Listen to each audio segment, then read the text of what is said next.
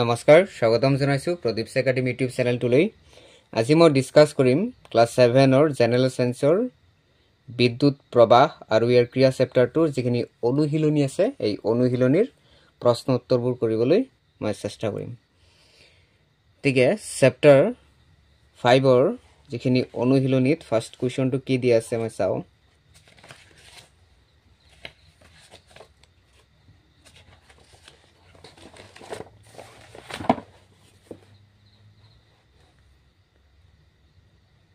First question to দিয়া আছে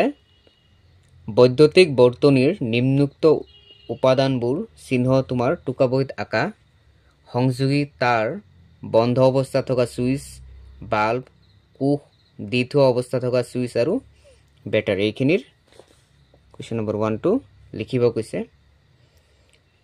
এতিয়া বৈদ্যুতিক বৰ্তনী মই question number 1 to ইয়াত চোৱা বৈদ্যুতিক তাৰ চিত্ৰটো মই কিলো নাম্বাৰটো বন্ধ অৱস্থাত চিত্ৰটো কেনেকে যেটো সংযোগ বিচ্ছিন্ন অৱস্থাত থাকে এইখিনিত বাল্বটো এনেকে চিহ্ন আকা হয় কুবিলাকত এটা কু থাকে দ্বিতীয় অৱস্থাত সুইচ মানে সংযোগ থকা সুইচ এনেকে থাকে ব্যাটাৰি বিলাক কু দুটাতকৈ অধিক থাকিব কু ইয়াত তিনটাকে সংযোগ কৰা আছে গতিকে তাক আমি ব্যাটাৰি বুলি কম question number 2 দিয়া আছে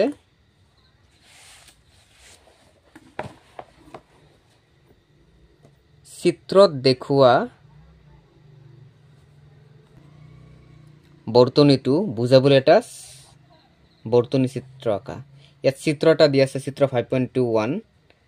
এই চিত্ৰটো চাই এটা বৰ্তনী চিত্ৰ আকিব কৈছে ঠিক এটা বৰ্তনীৰ চিত্ৰ এনে ধৰণৰ আকা হৈছে ইয়াত বৈদ্যুতিক কুহ দিয়া আছে কিনি বৈদ্যুতিক কুহ এয়া বৈদ্যুতিক বাল্ব এয়া সুইচ গুটিকিনি সংযোগ কৰি এটা বৈদ্যুতিক বৰ্তনী অঙ্কন কৰা হৈছে question number 3 5.22 চিত্ৰত দেখুৱা চাৰিটা কুহ এখন বৰ্ডত আট খয় লগোৱা হৈছে চাৰিটা কুহৰ ব্যাটাৰি এটা হাজিবলৈ হিহতৰ প্ৰান্তবোৰ তাৰেৰে কেনেকৈ সংযোজিত হোৱা উচিত তাক দেখুৱাই ৰেখা অঙ্কন কৰা ইয়াত কু দিয়া আছে চাৰিটা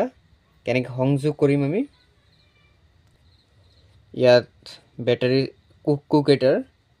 ধনাত্মক এফালে প্ৰথমটো কুহত কি হ'ব যাৰ ঋণাত্মক মেৰুটো ধনাত্মকৰ লগত সংযোগ হ'ব ইয়াৰ ঋণাত্মক মেৰুটো ইয়াৰ ধনাত্মকৰ লগত সংযোগ হ'ব তৃতীয়টোৰ ঋণাত্মক মেৰু লগত চতুৰ্থ যেটো কু আছে তাৰ ধনাত্মক মেৰুৰ লগত সংযোগ হৈ থাকিব এনেকে সংযোগ হৈ যাব এই হল question number 3 যেটো চিত্ৰ দিয়া আছে ব্যাটাৰি এই সাইট ঘৰ ব্যাটাৰি চিত্ৰটো তে question number 4 5.23 চিত্ৰত দেখুৱা বৰ্তনীত বাল্বটো জ্বলা নাই তুমি ইয়াৰ কাৰণ উলিয়াব পাৰিবানে বাল্বটো জ্বলাবলৈ বৰ্তনীটোৰ আৱশ্যকীয় হালহলনি ঘটোৱা ইয়াত এটা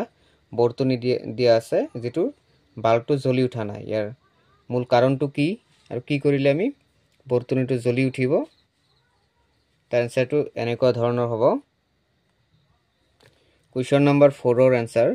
বৰ্তনীত ব্যৱহাৰ কৰা ব্যাটাৰিৰ দুইটা কুহৰ ধনাত্মক মেৰু আনটো ধনাত্মক মেৰুৰ লগত সংযোগ হৈছে দুটা ধনাত্মক মেৰুৰ লগত সংযোগ হৈ আছে এটা কুহৰ ধনাত্মক মেৰু আৰু আনটো কুহৰ যদি ঋণাত্মক মেৰু আমি সংযোগ কৰি দিও বা সংযোগ কৰিব লাগিব তেতিয়া বাল্বটো জ্বলি উঠিব তলত বৰ্তনীটো মই দি দিছো দুটাতে ধনাত্মক ইয়াত প্লাস ইয়া মাইনাস ইয়াতো প্লাস ইয়াত হৰটো মাইনাস তেতিয়ালে জ্বলি উঠিব question number 5 ত দিয়া আছে বিদ্যুৎ প্ৰবাহৰ যিকোনো দুটা ক্ৰিয়াৰ নাম লিখা যিকোনো দুটা ক্ৰিয়া হ'ব এটা হ'ব বিদ্যুৎ প্ৰবাহৰ চুম্বকীয় ক্ৰিয়া আনটো হ'ব বিদ্যুৎ প্ৰবাহৰ তাপীয় ক্ৰিয়া গতিকে question number 5 লৈকে মই এটো ভিডিওত এনসাৰটো কৰি দিলো নেক্সট ভিডিওত মই বাকি এনসাৰখিনি কৰি দিম